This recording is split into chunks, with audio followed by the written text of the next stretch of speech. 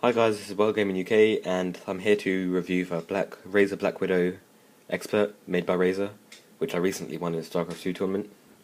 The purpose of this video would be to explain my advantages and my disadvantages of the keyboard and what's actually on it.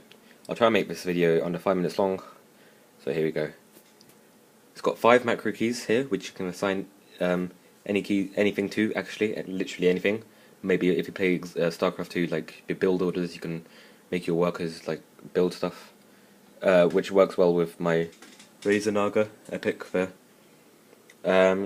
It's got some LEDs there, which are pretty nice. I would like to have a backlit keyboard, but for the price of this keyboard and for what it actually has, it's pretty good.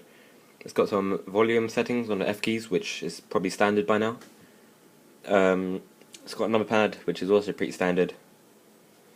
Let's see, it's got a Windows key, which if you set gaming mode, which I'll come on to later, it actually won't work while you're playing games. So for sound, so for the sound and the noises it makes when you're actually typing, it has a sort of clicky sound because it's got Razer Blue Cherry keys, which is a type of mechanical keyboard key, which has a sort of clicky sound, which I'll just show you right now.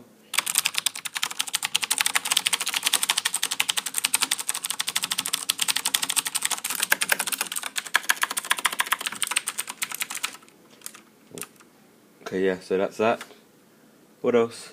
Okay, so now this comes with Razer, what's it called? Razer Synapse, which you use as a software, which you download from the Razer website, which is here.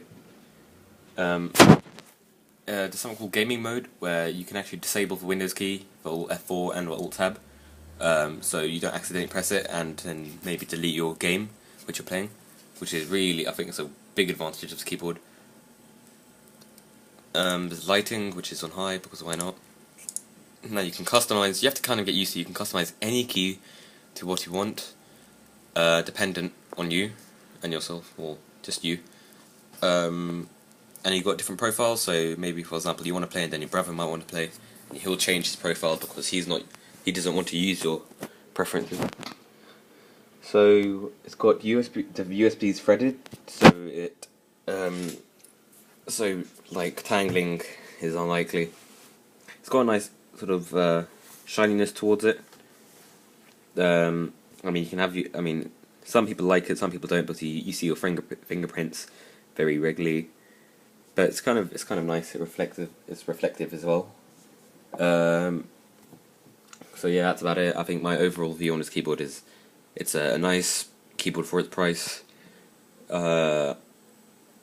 It's reliable. I just have to get used to it, which is a disadvantage, because when you have a big switch of different mechanical keyboard types, you have to just get used to it, which I'll only take a couple of days for me.